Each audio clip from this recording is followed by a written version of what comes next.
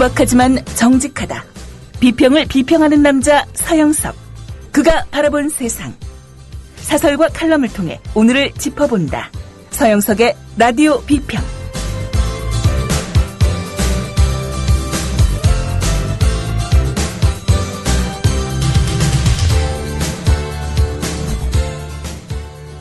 안녕하십니까, 서영석입니다. 주말 잘 보내셨습니까? 예, 정말 주말 동안 놀라운 일들이 많이 벌어졌습니다. 특히 국정원이 트위터를 통해서 문재인 낙선, 안철수 비방, 그리고 박근혜 당선을 위해 무려 5만여 건 이상의 트위터를, 게다가 12월 18일까지 12월 11일 날 국정원여 댓글 조작이 들통이 난 이후 12월 18일까지 계속됐다는 사실이 드러났습니다. 이건 뭐 여야를 떠나서, 그리고 진보 보수를 떠나서 그야말로 국정원이, 국민의 혈세를 연간 1조 원 이상 받아 쓰는 국정원이, 그리고 그 세금으로 월급 받는 국정원이 야당 후보를 떨어뜨리고 여당 후보를 당선시키기 위해서, 박근혜를 당선시키기 위해서 그야말로 올인했다는 이런 사실이 여과없이 드러난 겁니다. 트위터 보면요, 박원순 서울시장 당선될 때는 여당 후보를 지지하는 트위터가 형편없었습니다. 그런데 대선 때는 그렇지 않았어요. 트위터가 이럴 리가 없는데, 몇 개월 동안 이렇게 바뀔 리가 없는데 했더니 바로 국정원이 무려 5만여 건 이상의 트위터 글을 올렸던 겁니다. 게다가 아니 좋아요. 국정원 직원의 소신이 문재인이나 안철수가 되면은 종북 빨갱이고 박근혜가 돼야 된다고 생각한다. 아니 뭐 그것도 말이 안 되는 얘기지만 그것까지는 참다 손 치더라도 박근혜 ARS 후원자나 후원해달라는 이런 식의 글들까지 트위터에 올렸다는 것은요, 정말 창녀치고도 최악의 창녀가 아닌가 하는 그런 생각이 듭니다. 여하튼 트위터가 그럴 리가 없는데 국정원이 있었습니다. 대선 결과가 그럴 리가 없는데 오전에 출구조사 때만 하더라도 문재인이 이겼어요. 그리고 오후에는 갑자기 출구조사가 밖으로 흘러나오는 것을 통지합니다. 그리고 갑자기 51.6%가 나오는 거예요. 이럴 리가 없는데 거기에는 혹시라도 개표 조작이 있는 것이 아니냐, 이런 이야기가 나올까 두렵습니다. 정말 이 나라가 어디로 가고 있습니까? 라디오 비평 시작합니다. 함께하고 계신 방송은 정치평론가 서영석 미디어 협동조합 이사가 진행하는 라디오 비평입니다. 잉글리시 공부해. 집에서 하루에 20분 원어민 선생님과 마주보고 잉글리시 공부해. INGLISH 잉글리시. 대한민국 화상영어 잉글리시. 화상영어 잉글리시가 이제 4천만 국민 모두의 영어 말하기 고민을 해결합니다. 문의전화 1688-0546, 1688-영어4U. 국제품질 인증 ISO 9001을 획득한 화상영어 잉글리시가 국민TV 청취자분들께는 10% 특별 할인 혜택을 드립니다. 지상철 조합원 신청 광고입니다. 강화대교 앞에서 개념 부부가 만드는 개념 곰탕 연지연 곰탕. 연지연이란 가마솥의 장작불로 온종일 구워내는 곰탕을 서로 나누어 이어지는 인연이란 뜻입니다. 연지연 곰탕이 민주주의를 열망하는 조합원 여러분과 국민의 건강을 책임지겠습니다. 곰탕 포장 판매는 한 팩 800g에 7,000원이며 7팩 이상은 무료 배송으로 드립니다. 연지연 곰탕은 강화대교 입구에 위치해 있습니다. 단체 주문 예약 및 포장 주문 전화번호는 010-7252-1114, 010-7252-1114, 031-989-9968. 조합원 단체 예약은 10% 할인해드립니다. 그리고 판매 금액의 10%는 국민TV의 후원금으로 씁니다.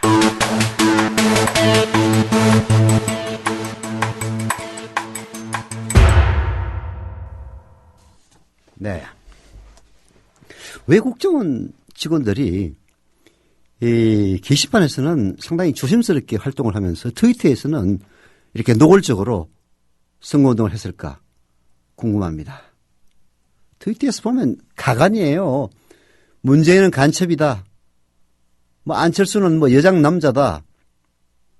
그냥 도저히 두 눈 뜨고 못 볼 내용들로 가득 차 있습니다. 왜 이렇게 노골적으로 문재인 낙선운동을 하고 박근혜 당선을 위해서 심지어는 ARS 후원 계좌까지 연결하는 그런 만행을 저질렀을까? 그 이유를 생각해 봤는데요. 첫 번째는 일반인들이 문재인이나 안철수를 지지하고 그리고 후원 계좌를 소개하는 걸 흉내냈던 겁니다.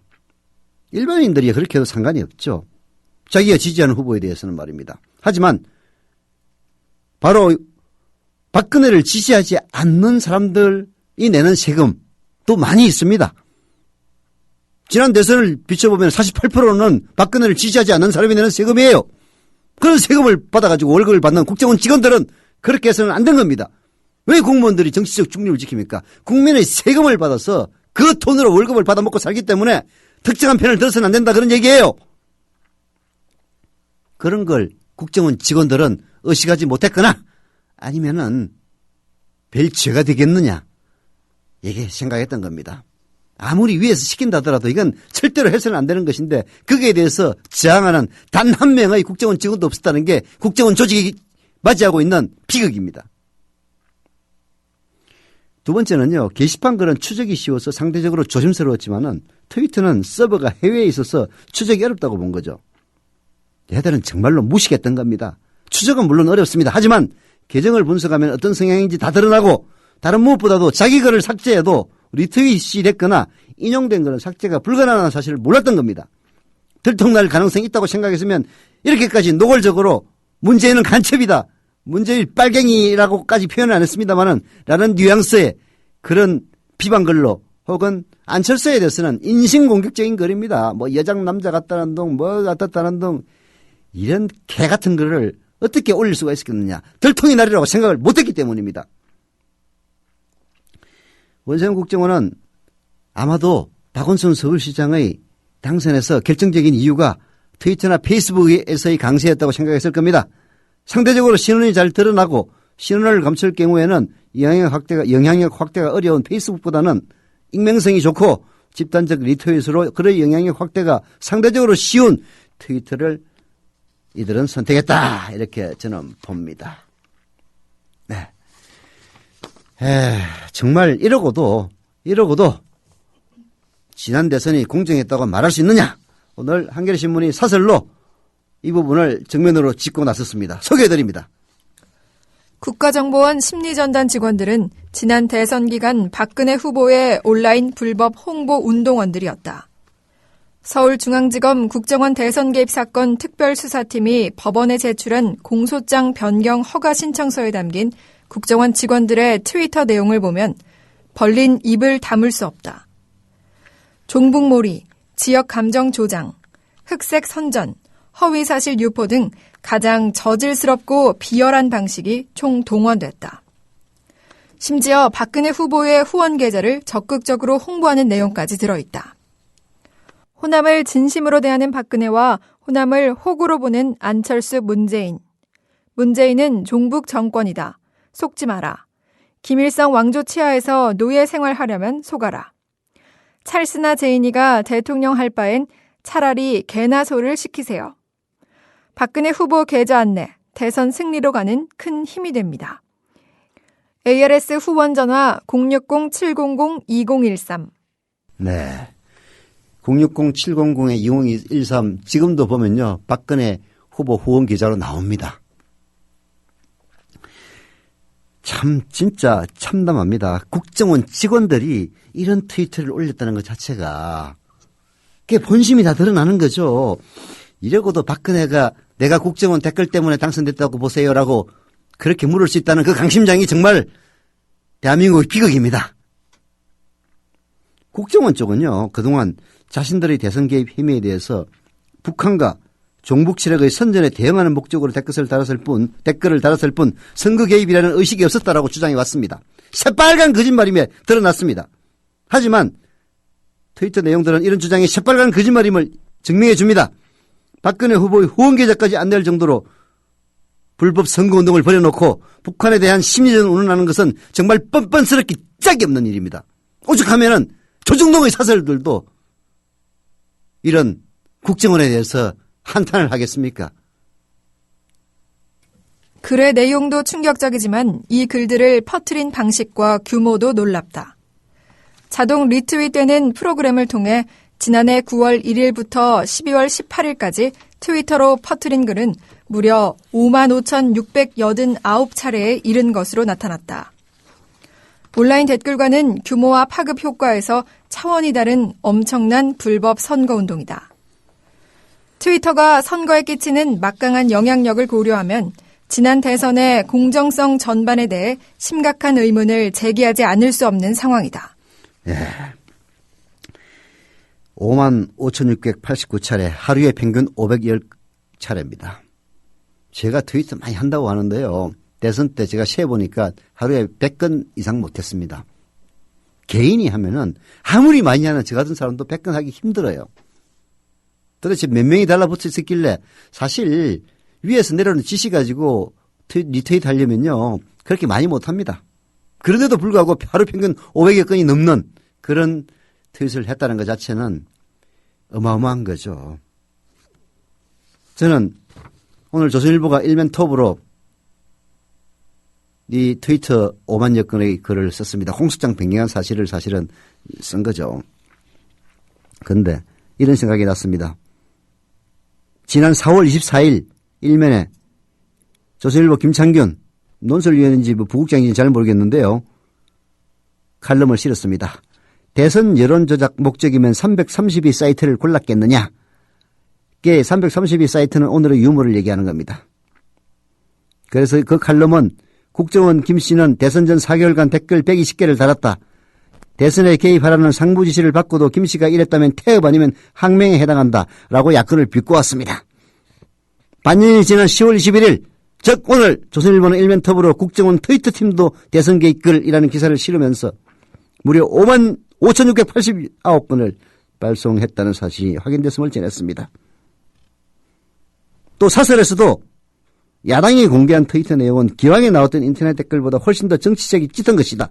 북한의 사이버 테러와 도발에 맞서기 위해 만들어진 국정원 심리전 요원들이 정치 색깔이 강한 글을 대선 때 직접 작성하거나 조직적으로 퍼나르는 것이 사실이라면 국민은 경악할 수밖에 없다. 이렇게 얘기를 하기도 했는데요. 정말 그때 당시 대선 여론조작 목적이면 332 사이트를 골랐겠느냐며 일면에 칼럼을 실었던 김창균 씨 입이 있으면은 여기에 대해서 무엇이라고 얘기할지 정말 궁금해집니다.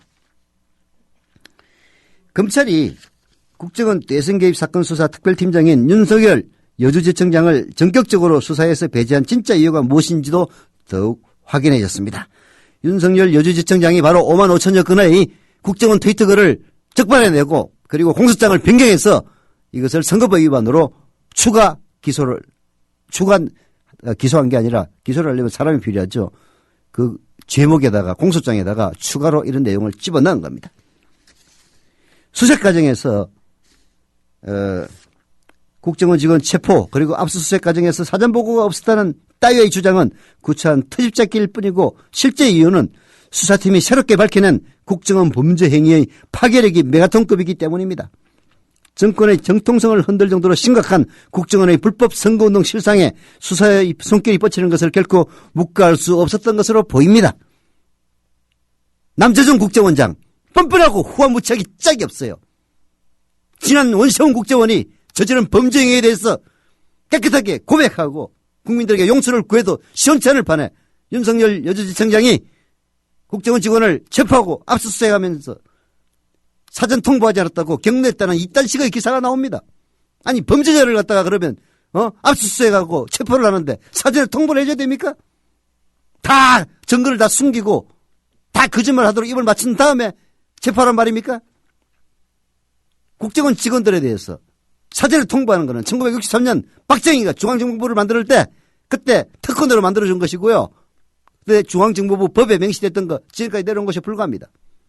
국정원의 고유 업무, 진짜 대공 업무를 위해서라면 모르겠습니다만은 명백한 범죄 행위, 박근혜를 당선시키기 위해서 국민의 세금으로 월급을 받는 이딴 이따위 인간들이 저지른 범죄 행위를 수사하는데 사전에 통보하지 않았다고 경로했다는 이따위 망발이 어떻게 있을 수가 있습니까? 당장 남재준은 체포해서 수사를 해야 됩니다. 검찰이 공소장 변경 요청을 철회할 수도 있다고 말하는 대목에 이르면 더욱 말문이 막힌다. 수사팀이 애써 밝혀낸 불법 행위의 증거들을 덮어버리겠다는 것이 정의와 법치를 내세우는 검찰이 할 일인가? 수사팀이 비밀작전을 선택할 수밖에 없었던 절박한 사정도 더욱 생생히 이해가 된다. 법원에 제출한 공소장 변경 요청을 철회할 생각까지 할 정도라면 애초부터 국정원 직원 체포나 압수수색을 승인했을 리가 만무하기 때문이다. 검찰의 요즘 모습을 보면 자존심도 배알도 없는 초라한 조직이라는 생각마저 든다. 국정원 직원을 구속하려면 미리 국정원장에게 통보해야 한다는 규정부터가 아무런 입법 근거도 없이 중앙정보부 직원을 처음 만들 때 중앙정보부에 무소불위의 권한을 주기 위해 집어넣은 규정이다. 정신이 온전히 박힌 검찰이라면 당연히 문제의식을 가져야 마땅한데도 남재준 국정원장이 경로했다는 말 한마디에 검찰이 아수라장이 됐다니 할 말을 잃는다. 할 말을 잃습니다. 사실 공소장 변경 요청을 철회할 수도 있다라고 여권은 흘렸습니다마는 워낙 여론이 나쁘니까 그건 포기했습니다. 그 여권의 나름 실세라고 하는 윤상현이가 공소장 변경 요청을 철회할 수도 있다. 쉽게 얘기해서 5만 5천여 건의 트위터 글로 박근혜를 당선시키기 위해서 활동한 사실은 범죄 사실에서 제외할 수도 있다라고 윤상현이 흘렸습니다만 윤상현이 결국은 물먹었어요. 잘난 척하더니 그렇게 잘난 척하면 결국 물먹는 겁니다. 권력 영원하지 않아요. 이제 4년 반밖에 안 남았습니다.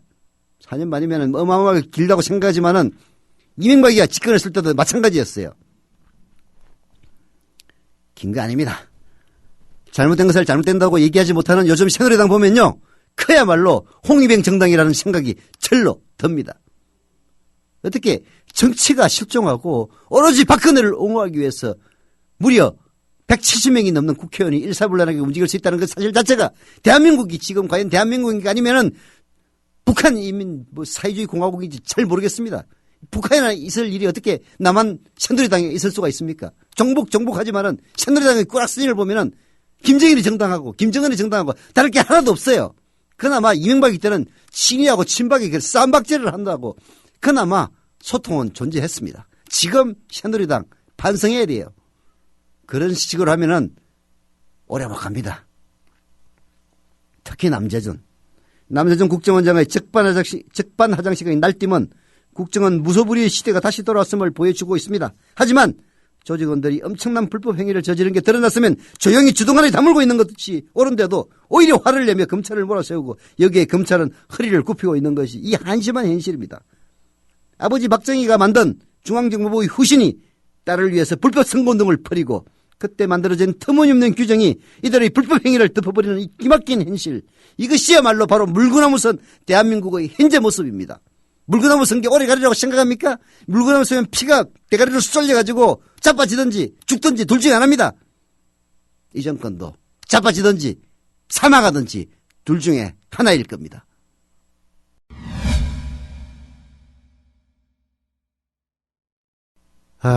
박근혜 주변의 내시 황관들은 최동영만 찍어내면은 모든 게 다 해결되리라고 생각했을 겁니다.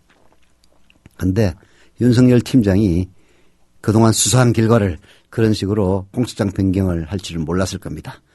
공소장 변경 보고 안 했다고 그렇게 검찰 윗대가리들이 한마디로 지랄 연명을 뜨는데요.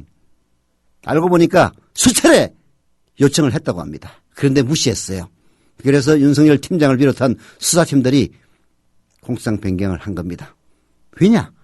5만 5천여 건의 트위터 글을 분석하니까 이거야말로 선거법 위반이라고 하는 명확한 사실이 드러났으니까 검사로서는 너무나도 당연한 거죠. 당연한 겁니다.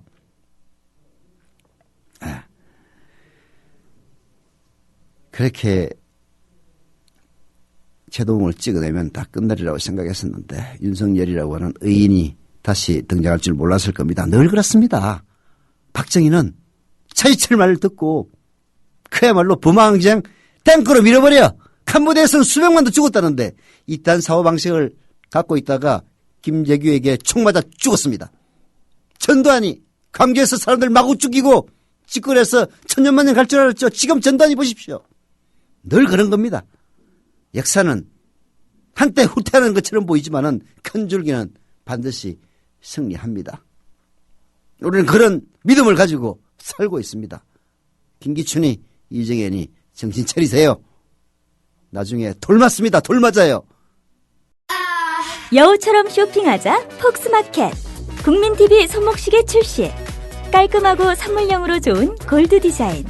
고 김대중 대통령 국민의 정부 청와대 시계와 동일한 모델로 판매금의 30%가 미디어 협동조합의 기부금으로 쓰입니다. 국민TV와 함께하는 참 좋은 쇼핑몰 폭스마켓. 문의는 1566-5476. 검색창에 폭스마켓을 입력하세요. 폭스마켓.co.kr. 민영화 반대 국민공모전 홍보 광고입니다. 철도, 물, 가스, 전기, 의료, 공항 등 우리 삶에 큰 영향을 주는 공공부문 민영화에 반대하는 UCC 웹툰 한급 만평 공모전을 진행하고 있습니다. 박근혜 정부 들어서 민영화가 아닌 것처럼 포장하고 있지만은 수박에서 줄건 없앤다고 호박되지 않습니다. 기술적으로 시각적으로 뛰어난 작품이 아니라 하루하루를 살아가는 사람들의 시각이 온전히 담겨진 그러나 즐겁고 유쾌한 민영화 반대 희망 메시지 지금 모으고 있습니다. 공모전 문의는요. 적으십시오.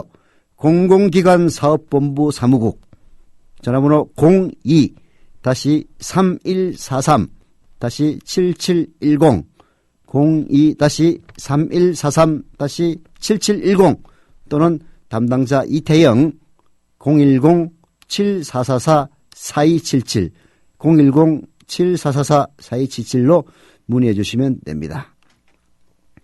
예, UCC 웹툰 한급 만평 기타 등등 다 된다고 합니다. 민영화 반대 국민 공모전 많이 응모해 주시기를 부탁을 드립니다. 자, 이번에는 한겨레신문 이동걸 동국대 경영대 초빙 교수의 박근혜식 정치경제 그 끝은 소개해 드립니다. 정말 궁금하다. 박근혜식 정치경제의 끝은 과연 어딜까? 그가 대통령으로서 하고 싶은 일, 하고자 하는 일은 무엇인가? 그가 끌고 가는 이 나라의 종착역은 어디일까? 과연 5년 뒤 우리 국민들의 생활은 지금보다 나아질까? 믿고 따라가도 되나? 모든 게 불안하다. 도무지 박 대통령의 속내를 알 길이 없다. 도대체 무엇을 하겠다는 건지 모르겠다. 박 대통령이 국민들에게 무언가 말을 할 때는 예외 없이 국민들에게 등 돌리고 혼잣말 하듯 하는 독백 화법이거나 이른바 유체이탈 화법으로 하니 그 진위를 어찌 알겠는가. 문제가 생기기만 하면 그 말이 아니라고 하는데. 네, 그러나 그 약발도 떨어져 가고 있습니다. 예, 박근혜 대통령이 댓글 대자 대통령이 재벌들한테 투자와 일자리를 구걸하고 창조경제에 동참할 것을 애걸할 때 경제민주화는 확실히 물 건너갔습니다.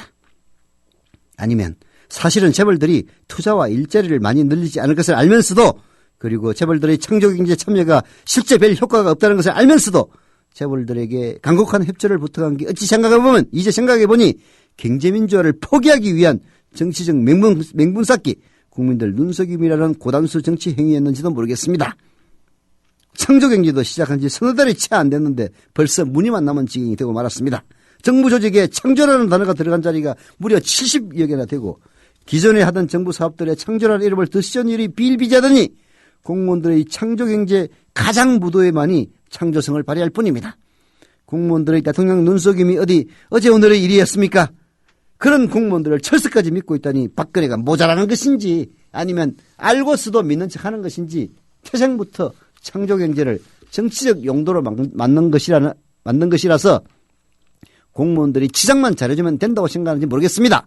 일부 약삭 빠른 기업인들이 자기 사업에 여기저기 창조라는 접두사를 갖다 붙이며 이권 챙기기에 여념이 없지만 박근혜 또한 모르고 속는 건지 아니면 알면서도 정치적 이해가 맞아 떨어져 믿는 척하는 건지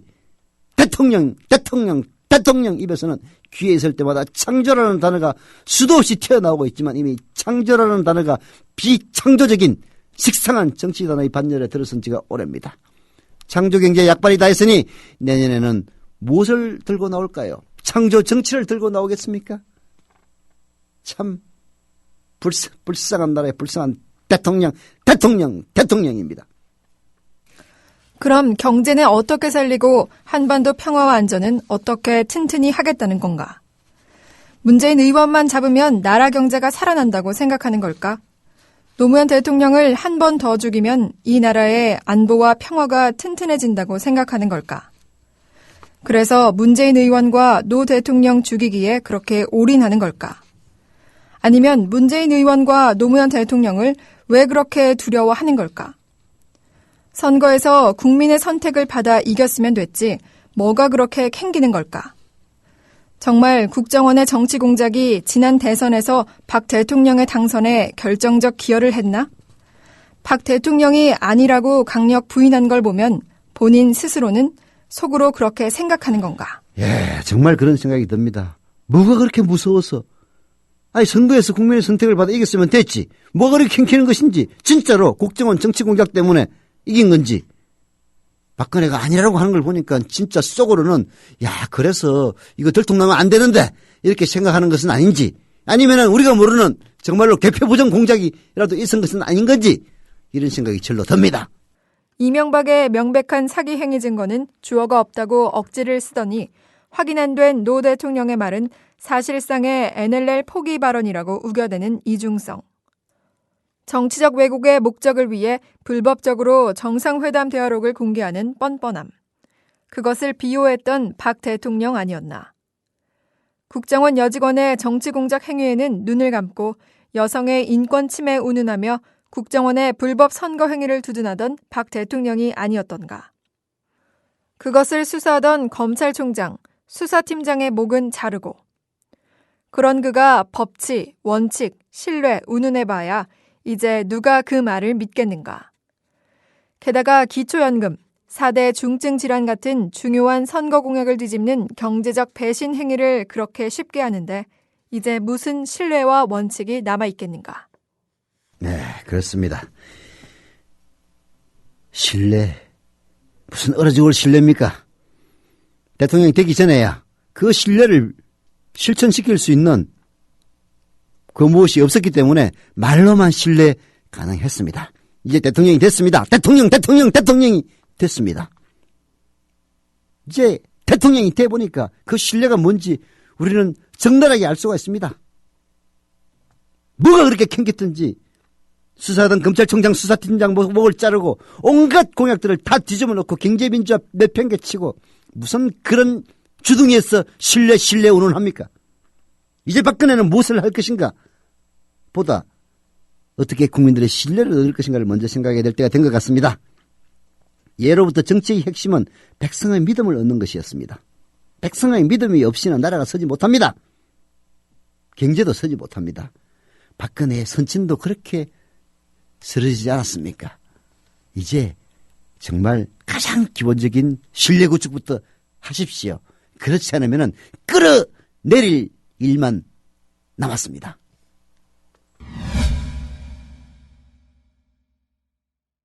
자, 마지막으로 선택한 컬럼은요, 장덕진 서울대 교수의 보고평 민주주의입니다. 이거 현황과 직접적인 연관이 없는 듯 하면서도 관계가 있는 꼭 읽어야 될 컬럼입니다. 지난 9월 총선에서 승리함으로써 3번 연달아 집권에 성공한 독일의 기민당이 3인당과 대연정을 하게 될 것 같다는 소식이다. 만약 새누리당이 2016년 총선과 2017년 대선에서 또다시 승리한다면 3번 연달아 집권하는 셈이 되는데 그 상황에서 갑자기 민주당과 연정을 하겠다는 이야기와 비슷하다. 쟁취하고 휘두르는 권력에 익숙한 대다수 한국인에게 선거의 승자가 연정을 제안하는 것은 쉽게 이해되지 않는 일이다. 네, 노무현 대통령이 연정을 했을 때도 똑같은 반응들이 나왔죠. 하지만 3번 연달아 집권한 기독교 민주당, 메르켈 총리의 기민당이 왜 야당인 3인당에게 대연정을 제안하고 그리고 성사가 될까요? 대한민국 사람들의 심성에서는 이해가 잘 되지 않을 겁니다. 나는 유신 시절에 초등학교를 다녔는데 그때에도 민주주의는 소중한 것이라 배웠던 것 같다. 물론 거기에는 한국식이란 수식어가 붙었다.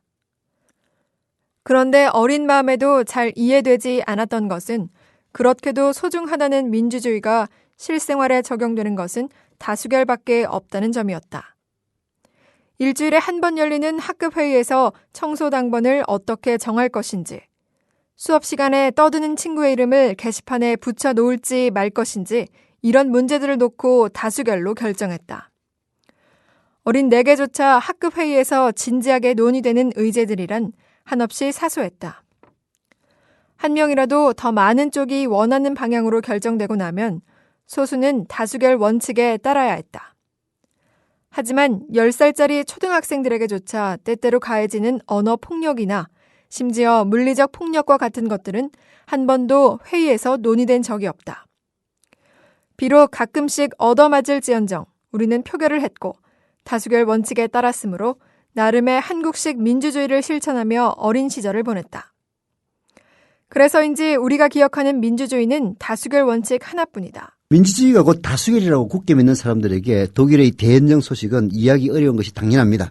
다수결에서 이겼는데 연정 따위가 왜 필요하단 말이냐? 한국에서 무능한 야당을 질타하는 목소리가 높고 저 또한 공감하지만 저는 박근혜 정부 출범 이후 새누리당의 위기가 더 근본적이라고 생각합니다. 범접하기 어려운 카리스마의 대통령이 취임한 이후 새누리당은 정치 집단으로서의 기능을 크게 상실하고 정당이라기보다는 경호 집단 같은 역할을 스스로에 국한시키고 있습니다.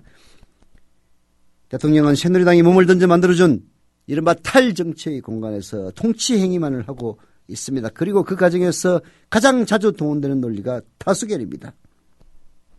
네.